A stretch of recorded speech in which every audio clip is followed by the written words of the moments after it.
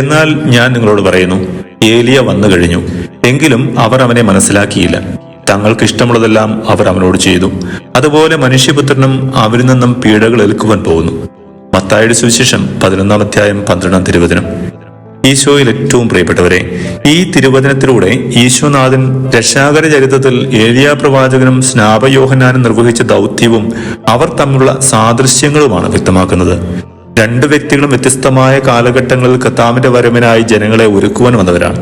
എന്നാൽ ആ ജനസമൂഹം തങ്ങളുടെ ഇഷ്ടപ്രകാരം ജീവിച്ചതുകൊണ്ട് ദൈവീക പദ്ധതികളെയും ദൈവീക മനുഷ്യരെയും മനസ്സിലാക്കുവാൻ അവർക്ക് സാധിച്ചില്ല.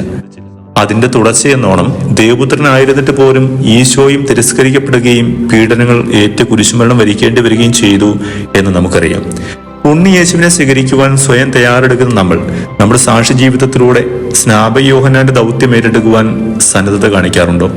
അതായത് ഈ കാലഘട്ടത്തിന് അനുയോജ്യമായ അവസരങ്ങൾ പ്രയോജനപ്പെടുത്തി നമ്മുടെ സഹോദരങ്ങളെയും ദൈവത്തിലേക്ക് അടുപ്പിക്കാനും രക്ഷകനെ വരവേൽക്കുവാൻ തങ്ങളെ തന്നെ ഒരുക്കുവാനും പ്രാപ്തരാകുന്നുണ്ടോ എന്ന് നമുക്ക് ഒന്ന് ആത്മപരിശോധന ചെയ്യാം. ഇന്ന് നമ്മൾ ചെയ്യുന്ന എല്ലാ സ്നേഹപ്രവൃത്തികളും ലോകസമാധാനത്തിന് വേണ്ടി സമർപ്പിച്ചുകൊണ്ട് നമുക്ക് കാഴ്ചവെക്കാം.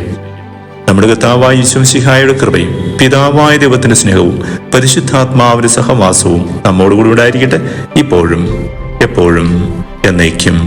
ആമേൻ.